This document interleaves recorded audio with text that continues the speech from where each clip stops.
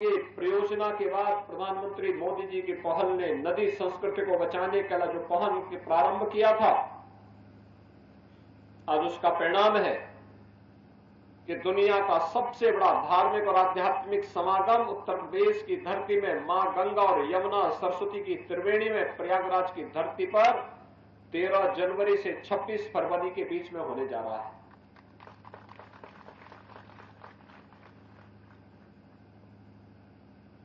गोरखपुर में ऐसे ही हमारी पूरी सभ्यता और संस्कृति किसी न किसी नदी के तट पर बसी है। गोरखपुर राप्ती नदी और रोहिन नदी के तट पर बसी है। एक बड़ा पूर्वी उत्तर प्रदेश का महानगर आज गोरखपुर बन गया है।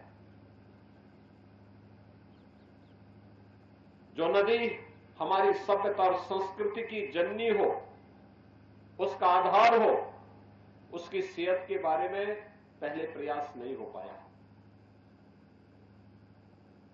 और उस प्रयास को करने के लिए एनजीटी लगातार नगर निगम गोरखपुर में जुर्माना कर रही थी।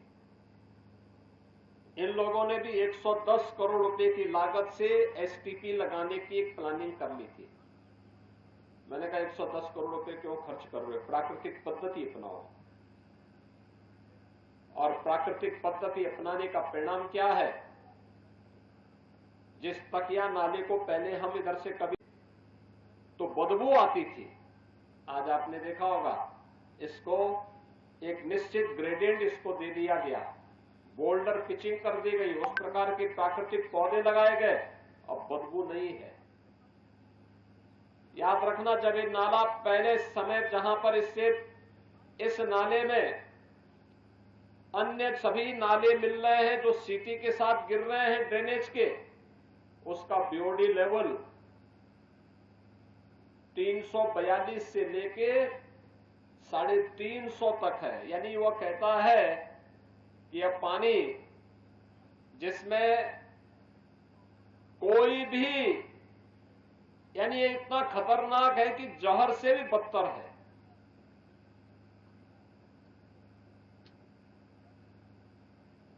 वह खेत में सिंचाई के लायक भी नहीं होगा, खेती को जला देगा।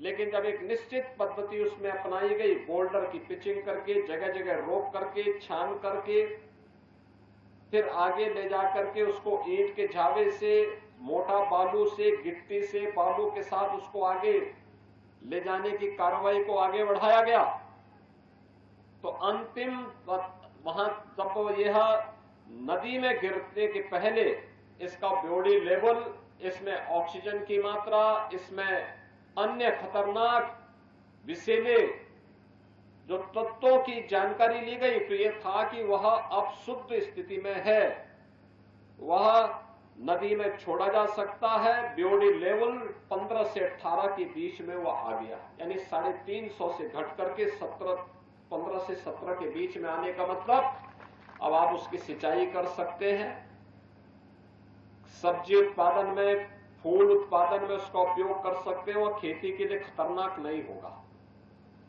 यही जल जब प्रकृति के अंदर जाएगा, अंडरग्राउंड वाटर बनेगा, खतरनाक नहीं होगा, नुकसान नहीं करेगा। यह जो पद्धति है प्राकृतिक पद्धति है, और प्राकृतिक पद्धति का मतलब, इसका नाम फाइटो रेमिडेशन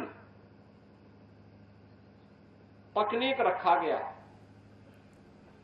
और यह एक प्राकृतिक पद्धति है